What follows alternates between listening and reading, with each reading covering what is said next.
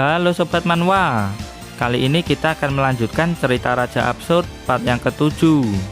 Di part sebelumnya, Hwangsang sukses mengeprank semua orang setelah kejadian di perbatasan timur kota. Dan di part kali ini, Liga 5 Camp akhirnya dimulai. Hwangsang dan tim Green Side akan bertandang ke kota Nanki. Gimana keseruannya? Tanpa basa-basi lagi, langsung pasang headset dan kita gaskan ke ceritanya di Manhwa Period.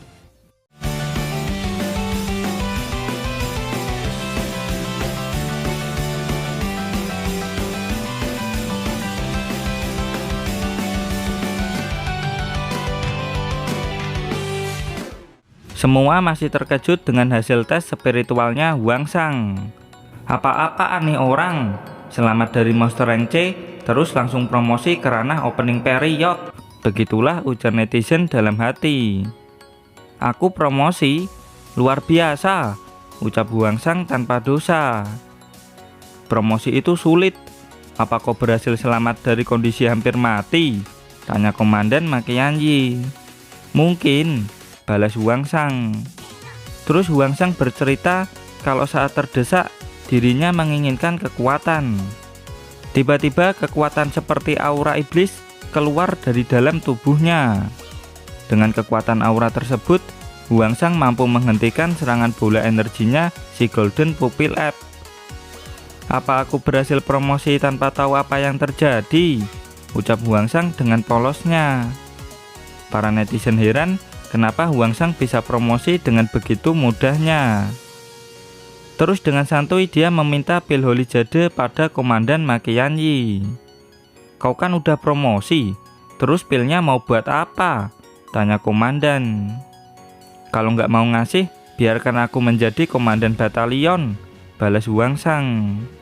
Komandan Makianji pun memberikan pil Holy Jade-nya ke Hwangsang.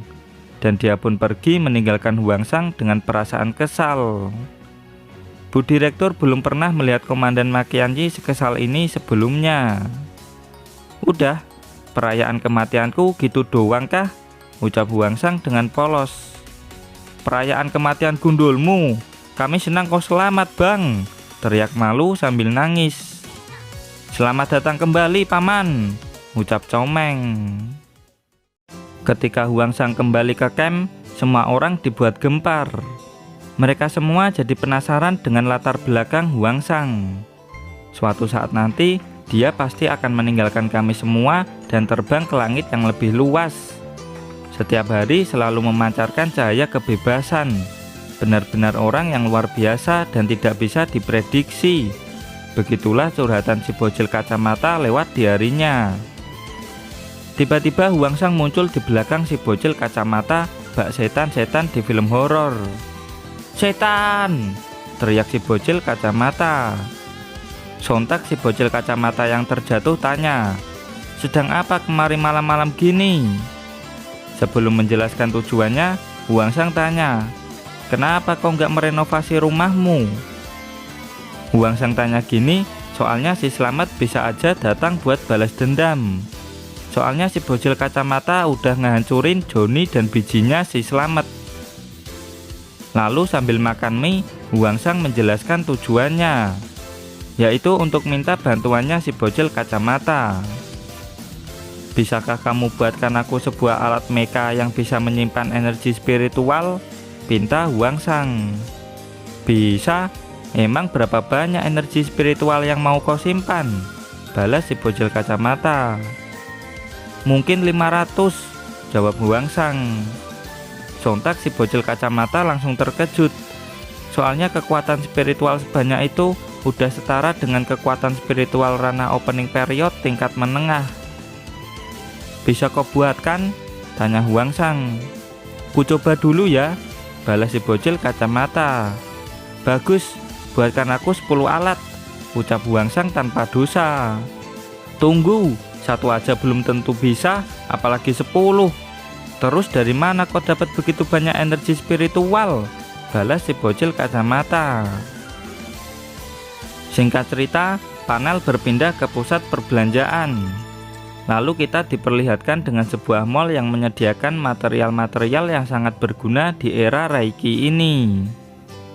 Sayang sekali, wanita kaya itu bukan giliranku, ucap Tukiyem selaku pelayan senior di sana. Tenang, selanjutnya giliranmu. Tuh ada 2 orang pelanggan datang, ucap Xiaoyan selaku pelayan juniornya Tukiyem. Dengan santuy, Huangsang dan si bocil kacamata berjalan sambil melihat-lihat mall. Kau menyuruhku melayani kedua gembel itu? Rasudi, umpat Tukiyem. Benarkah kita bisa beli metal langka di sini? Tanya Huangsang. Iya, ini adalah toko material terlengkap di kota Greenset, terang si bocil kacamata. Nggak pakai lama, si bocil pun tanya di mana letak metal langka dijual ke Tukiyem. Mbak pelayan, kau dengar aku? Tanya si bocil kacamata. Xiaoyan, kau aja yang ngelayani kedua gembel ini, teriaknya. Dibilang gembel, Huangsang hanya menatapnya dengan serius. Lalu Xiaoyan pun datang. Maaf menunggu lama, ada yang bisa dibantu? Ucap Xiaoyan dengan ramah. Si bocil kacamata pun bilang kalau mereka lagi nyari metal langka. Di sisi Tukiyem, dia cuman menghela nafas. Tapi saat sampai di zona metal langka yang si bocil butuhkan nggak ada. Terus si bocil kacamata minta tolong ke Mbak Xiaoyan untuk mencarikan spiritual copper yang sudah diperluas dan dimurnikan. Itu adalah bahan material yang langka dan mahal. Aku lapor ke seniorku dulu ya, ujar Xiaoyan. Dia pun pergi ke tempat Tukiyem berada. Dia menjelaskan kalau kedua bocah tadi mau membeli spiritual copper yang sudah diperluas dan dimurnikan. Tapi Tukiyem meremehkan ekonomi Huangsang dan menganggapnya nggak mampu beli. Tukiyem pun menyuruh Xiaoyan melapor ke Pak Manajer. Tukiyem nggak nyangka kalau Xiaoyan beneran pergi menemui Pak Manajer. Dia penasaran gimana ekspresi Pak Manajer setelah melihat kedua bocah gembel ini. Manajer yang sekarang kan sangat membenci gembel. Bakalan seru nih lihat Pak Manajer marahin gembel.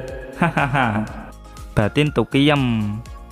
Di kantor, Pak Manajer memarahi Xiaoyan karena tidak mengkonfirmasi daya beli pelanggan. Pak Manajer pun meminta dipertemukan dengan orang yang mau beli metal langka itu. Dan saat melihat kedua bocah ini, dia langsung terdiam. Sedangkan Tukiyem nahan tawa. Goblok, teriaknya. Pegawai goblok, teriaknya sambil mengangkat sebuah sofa. Dan brewak. Apa yang bisa saya bantu, wahai tuan muda? Ucap Pak Manajer dengan sangat ramah. Sebelum itu kenalin, nama saya adalah Wang Pao. Dan saya adalah manajer di toko ini. Nani? Teriak Tukiyem. Woi Tukiyem, cepat bawakan teh mahal buat kedua pelanggan ini, bentak Wang. Wang Pao bersikap begini karena sadar dengan apa yang dikenakan Huangsang. Itu adalah bulu dari Monster Rank C Golden Pupil App. Efeknya meningkatkan pertahanan terhadap serangan energi spiritual dan memiliki efek tambahan untuk meningkatkan efek latihan sebesar 10%. Dan karena punya Huangsang ini murni tanpa diolah, maka bisa meningkatkan efek sebesar 20%. Harga bulu ini bisa mencapai $500.000. Jaket Anda sangat bagus. Anda terlihat sangat modis saat memakainya, puji manajer Wang. Enggak juga, aku memakainya cuma karena di luar dingin, terang Huangsang dengan polos. Oh my god, jaket $500.000 kagak ada harga dirinya anjir, batin manajer Wang. Setelah melihat sikap manajer Wang pada Huangsang, sikap Tukiyem pun juga langsung ikut berubah 180 derajat. Dari jauh, Xiaoyan agak sedih karena pelanggannya diambil sama Tukiyem. Aku mau dilayani sama Mbak Kacamata yang di sana aja. Yang ini tadi nggak ramah, bintang 1, ucap Huangsang dengan polos. Apa? Batin Xiaoyan. Mohon ampun manajer, tapi sekarang giliranku. Benar kan Xiaoyan? ucap Tukiyem yang langsung diiyakan sama Xiaoyan. Nggak mau, kau tadi nggak ramah, bintang 1, ucap Huangsang dengan muka datar. Sontak Pak Manajer langsung pasang muka sangar ke Tukiyem. Tadi tuh gini, aku melayani kedua gembel ini, Rasudi, ucap Huangsang sambil cosplay jadi Tukiyem.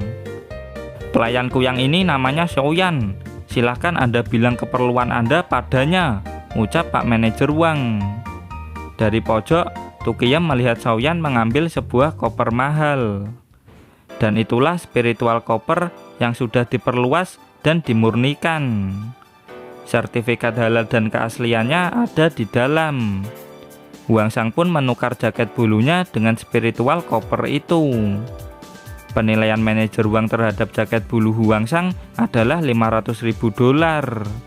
Nani, jaket buluk itu seharga $500.000, batin Tukiyem. Si bocil kacamata membutuhkan 10 buah spiritual koper untuk membuat 10 alat reservoir. Reservoir itu alat penyimpan energi spiritual. Berapa banyak aku bisa dapat spiritual koper dengan menukar ini? Tanya Huangsang. Anda bisa mendapatkan 5 spiritual koper dengan menukar jaket bulu ini, terang manajer Wang. Rasain, sok kaya sih lu, duitnya kurang kan? Umpat Tukiyem dalam hati. Kemudian Huangsang mengeluarkan harta karun rank B, yaitu pil Holy Jade dan Blood Jade Pendant. Melihat itu, Tukiyem ketawa. Cil, kau pikir ini pegadaian? Ini tuh mall besar, ejek Tukiyem ke Huangsang.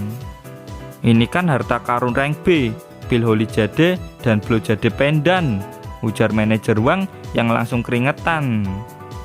Kedua item ini totalnya $4 juta, ujarnya sambil mencium aroma mobil mewah, rumah mewah, wanita cantik, dan liburan mewah. Nani, bocil ini punya item seharga $4 juta, batin Tukiyem sambil merongos. Dan inilah hasil kesepakatan Huangsang dengan manajer Wang. Pil Holy Jade ditukar dengan 10 spiritual koper. Lalu manajer Wang menyodorkan formulir persetujuan yang harus ditandatangani Huangsang terlebih dahulu. Sesudah tanda tangan, Huangsang tanya, kalau aku nggak punya harta karun itu, apa kau masih melayaniku dengan baik? Manajer Wang langsung senyum-senyum doang. Dan war, manajer Wang tertembak di bagian bahunya. Dan inilah azab manajer mall yang pilih kasih sama pelanggannya. Cepat tiarap, kalau enggak akan kuledakan kepala kalian semua, teriak Mariadi selaku bos perampok. Lalu kedua petugas keamanan berniat menghentikan mereka. Tapi Mariadi menembak kedua petugas itu dengan pistol listriknya sehingga kedua petugas keamanan ini langsung lumpuh. Melihat senjata mereka, si bocil kacamata langsung panik dan menunduk. Tentu saja Huangsang sama sekali tidak panik. Monster rank C aja dibuat kabur, masa sama Mariadi takut? Hei Tukiyem, kenapa kau patuh sama perampok ini? Apa jangan-jangan kau ini cuma patuh sama orang kaya dan penjahat ya? Ucap Huangsang dengan polos. Apa-apaan bocah ini? Bisa-bisanya mengejekku di saat-saat seperti ini, batin Tukiyem. Hei bocah dengan jaket bulu, cepat tiarap atau kuledakan kepalamu, bentak Mariadi ke Huangsang. Nggak mau, tiarap di lantai sangat dingin, nanti aku bisa masuk angin, jawab Huangsang dengan santuy. Nani, tiarap di lantai sangat dingin, nanti masuk angin, batin kelima orang ini dengan wajah yang keheranan. Brengsek, berani sekali kau jawab begitu. Pistol ini bisa meledakkan kepalamu tahu, bentak Mariadi. Mainan itu nggak mempan padaku. Kalau nggak percaya, coba aja, tantang Huangsang. Bos Mariadi, kita cuma merampok, tidak membunuh orang. Jangan buang-buang waktu lagi bos. Kalau kau kesal, bunuh dia dan kabur secepat mungkin sebelum polisi datang. Begitulah ujar kedua bawahannya ini. Gak pakai lama, Mariadi langsung menembak Huangsang. Dan ding, Admiralty Golden Seed aktif dan Mariadi pun terhempas. Padahal udah lepas, tapi Xiaoyan malah ketangkep lagi. Apaan tuh? Skill pertahanan kah? Batin Mariadi. Kenapa bocah itu nggak mati? Batin Tukiyem. Apa yang terjadi barusan itu? Tanya Huangsang yang sama herannya dengan Mariadi. Harusnya kami yang bilang gitu, goblok. Umpat gengnya Mariadi dalam hati. Karena Huangsang belum paham apa yang terjadi, dengan polos dia minta gengnya Mariadi menembaknya lagi. Nggak pakai lama, kedua bawahan Mariadi langsung memberondong Huangsang dengan pistolnya. Tiba-tiba Admiralty Golden Shield aktif kembali. Setelah naik ke ranah opening period, Admiralty Golden Shield menjadi skill pasif. Huangsang pun akhirnya menyadari sesuatu. Ketika pindah ke tubuh manusia, dirinya punya skill Different King Healing Day. Saat masuk ke ranah basic period, dia membuka skill Different King Persepsi. Dan saat promosi ke ranah opening period, dia membuka skill Different King Royal Spirit. Dengan kata lain, setiap kali Huangsang naik ranah, dia akan mengunlock skill Different King satu persatu. Bocah itu santuy bet, dia menghadapi 3 perampok sambil mainan HP anjir. Batin manajer Wang. Tidak suka diremehkan, Mariadi mengeluarkan serangan ulti. Dengan tembakan listrik Pikachu, dia berhasil menembus perisai Huangsang. Jurusnya Pikachu nih bos, teriak Mariadi. Dengan santai, akhirnya Huangsang berhasil menyimpulkan 3 hal. Yang pertama, Admiralty Golden Shield hanya mampu menahan serangan fisik. Yang kedua, Different King Persepsi tidak bisa meniru kekuatan mecha. Dan yang ketiga, Different King Royal Spirit membuatnya mampu mengendalikan energi Reiki di sekitar dengan jarak kurang lebih 1 meter. Dengan ini, Huangsang bisa mengikuti Liga 5 Camp dengan aman dan bisa bertambah lebih kuat lagi. Apa-apaan anak ini? Dia main HP sambil bertarung anjir. Batin geng Mariadi. Bos, jurus Pikachu-mu nggak mempan padanya. Ayo kabur bos, ujar kedua bawahannya. Nggak ada gunanya lagi bertarung dengan kalian. Sekarang lepasin gadis itu dan serahkan diri kalian ke kantor polisi, ucap Huangsang. Mana mungkin ku lepaskan, dia ini Sandra goblok, ujar Mariadi. Huangsang pun berusaha menghentikan Mariadi, tapi Mariadi tidak akan berhenti sebelum dapat duit. Lalu Huangsang memberi nasihat, jangan mengambil hidup orang lain hanya demi uang. Mariadi langsung ngamuk setelah dinasihati sama Huangsang. Gak pakai lama, Huangsang langsung memberi Mariadi blot jadi pendan seharga 3 juta dolar. Sontak Mariadi langsung senang. Saat Mariadi lengah, Huangsang menyerang dengan skill Big Amon Kick. Dan dia pun berhasil menyelamatkan Xiaoyan dari Mariadi. Kau tidak apa-apa? Jangan sampai ketangkep lagi ya, ucap Huangsang.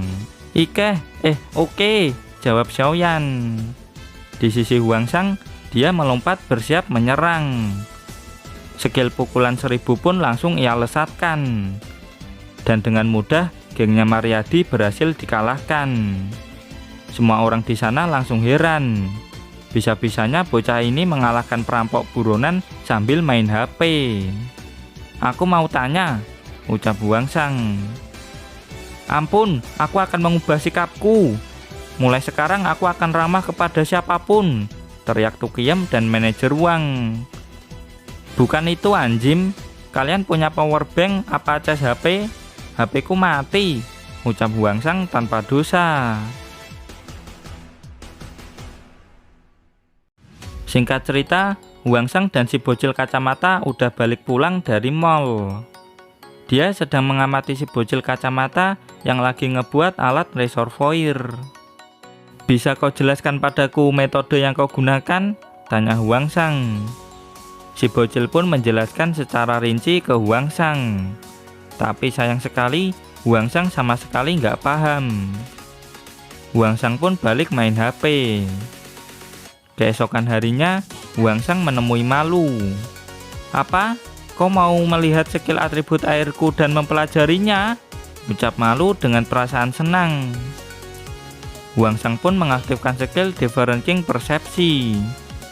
"Lihat ini, jurus muntahan air," teriak Malu.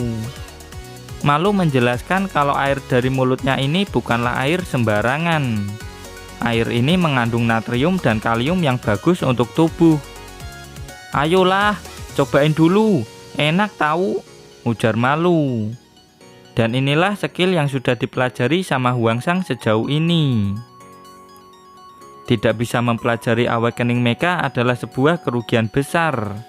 Tanpa itu, Huang Sang merasa kalau tidak akan bisa bertarung dengan maksimal jika melawan ras lain. Dan beginilah gambaran jika dia nekat melawan ayahnya sekarang.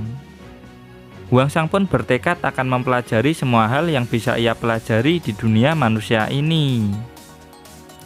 Singkat cerita, panel berpindah ke camp pelatihan Green Set.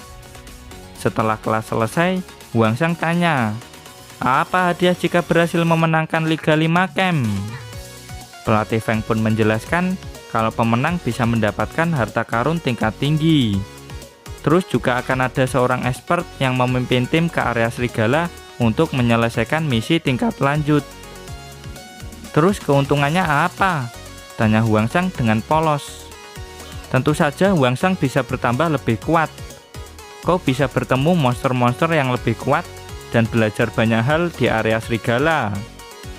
Terus kau juga bisa bertemu dengan para expert dan belajar banyak skill dari mereka." Setelah mendengar itu, Huang Sang langsung semangat 45. Tak terasa, 3 hari pun sudah berlalu. Malu pamit sama ayahnya kalau besok akan berangkat mengikuti Liga 5 Camp. "Pergilah kemanapun kau suka, nak. Ayah lagi bad mood," ucap Komandan Makianyi. Lalu Malu meminta ayahnya untuk menyemangatinya. Dan setelah diberi ucapan semangat, Malu pun langsung pamit pergi. Di taman, si bocil kacamata memberikan reservoir yang udah jadi ke Huang Sang.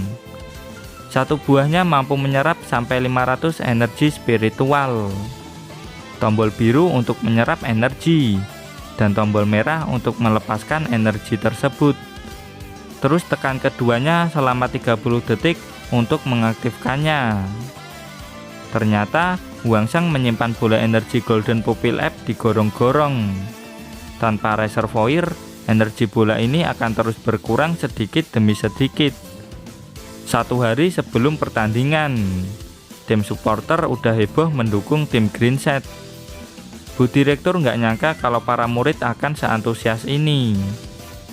"Tahun lalu kita peringkat terakhir, tapi kali ini kita akan jadi pemenangnya. Apa kalian siap?" ucap pelatih Feng dengan tegas. "Siap pelatih," ucap mereka berlima serentak. Pelatih Feng pun tanya siapa yang akan jadi ketua tahun ini.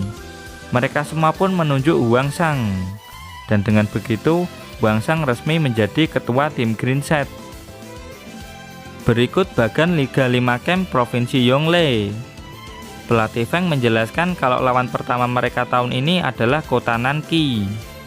"Ya, semoga kalian tidak berakhir di peringkat terakhir seperti tahun lalu," ucap pelatih Liu Shaoyan dengan wajah datar. "Kata-katamu sama buruknya dengan Huang Sang," batin pelatih Feng dan murid lain. Singkat cerita, mereka pun sampai ke kota Nanqi. "Kita di kota orang, jadi jaga sikap. Terus jangan lupa untuk selalu update berita di grup," ucap pelatih Feng. "Selama lawanku bukan paman, aku tidak akan kalah," teriak Comeng. Terus dari atas ada yang mengamati rombongan tim Green Set. "Bukankah mereka ini sampah dari Green Set? Oh, yang tahun lalu peringkat terakhir itu toh?" Begitulah ujar netizen Nanqi. "Hei, kalian jauh-jauh ke sini cuman pengen diajar kah?" teriak netizen Nanqi dari jauh. "Turun sini kalau berani brengsek," umpat Comeng. Tapi pelatih Feng menghentikan Comeng. Melukai netizen dengan sengaja akan membuat tim mereka didiskualifikasi. "Balas dengan tunjukkan kemampuanmu di pertandingan besok," ucap pelatih Feng. Caci maki, hinaan terus mereka dengar selama perjalanan ke hotel. Tapi caci maki dan hinaan itu tidak membuat tim Green Set kena mental. Dan singkat cerita, mereka pun sampai di hotel. Pelatih Feng menyuruh mereka semua untuk istirahat supaya bisa bertanding dengan baik waktu pertandingan. Di kamar, Malu menjadi pelayannya Huang Shang. Dia menawari Huang Shang makanan enak dan pijat refleksi, tapi Huang Shang menolaknya. Dan tiba-tiba HP-nya Huang Shang pun berdering. "Halo, Huang Shang di sini. Ada apa?" "Oh, oke, mengerti." Ternyata supporter tim Green Set sedang dibully sama netizen kota Nanki. "Pulang sana sampah. Ngapain kalian kesini? Kotaku jadi kotor." Begitulah ujar netizen Nanki. "Mereka udah keterlaluan. Yukyong sampai dilempar batu." Lalu ketua supporter berusaha menghentikan serangan netizen Nanki. Tapi seorang pria dengan tudung menyuruh para netizen untuk melanjutkan serangan. Salah satu netizen melempar batu yang lebih besar ke arah Yukyong. Untung Huang Shang datang tepat waktu dan menangkap batu itu. Tujuan si pria ini pun berhasil, yaitu memancing peserta dari tim Green Set untuk datang ke sana. "Cepat buat mereka berdua tidak bisa bertanding," ucap pria ini. Lalu dari atas gedung sudah ada seorang sniper yang membidik Huang Shang. Tentu saja Huang Shang menyadarinya. Dia langsung melempar batu ke arah si sniper. Dan dawak! Si sniper pun langsung KO. "Ngelempar apa tadi, Bang?" tanya Malu. "Nimpuk burung pakai batu," jawab Huang Shang. Pria ini pun langsung panik gara-gara teman snipernya tidak menjawab panggilannya. Lalu Huang Shang menunjuk ke arah si pria ini. "Kenapa dia menunjukku? Tidak mungkin dia menemukanku," batin pria ini. Setelah yakin kalau Huang Shang menyadari keberadaannya, orang ini pun langsung membatalkan misi. Dia minta detail informasi dari Huang Shang ke temannya. Dari info tersebut, diketahui kalau si rambut biru merupakan anak dari komandan batalion. Sedangkan Huang Shang hanyalah orang biasa dengan ranah puncak basic period. "Kukira suhu, ternyata sampah," ucap orang ini dengan senyum jahat. Singkat cerita, Liga 5 Camp Provinsi Yongle akan segera dimulai. Di arena sudah ramai orang. Mereka nggak sabar untuk melihat tim Nanki membantai tim Green Set. Di posisi tim Green Set, semua pesertanya sakit perut. Tapi Huang Shang baik-baik aja. Soalnya dia nggak makan dan bawa minum sendiri. "Kenapa hal ini bisa terjadi?" umpat pelatih Feng. Tak hanya peserta, supporter tim Green Set juga mendapat tribun yang nggak layak. "Halo semuanya, kenalin, aku He Taoye, kapten tim Nanki. Ayo bertarung dengan jujur dan adil di pertandingan kali ini," ucapnya. Dari jauh, Huang Shang mengeluarkan tangan dari saku jaketnya. Melihat itu, Taoye langsung panik. Dia mengira kalau Huang Shang akan menyerangnya atau melempar sesuatu ke arahnya. Ternyata Huang Shang cuma mau garu-garu kepala. "Buangsat, lihat saja, aku akan membunuhmu di pertandingan kali ini," ujar Taoye dengan kesal. Dan sayang sekali, chapter pun berakhir sampai di sini.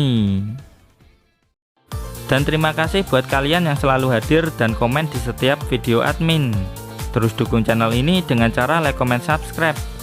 Dan jangan lupa kultivasikan loncengnya juga. Sampai jumpa lagi di video berikutnya. Bye-bye.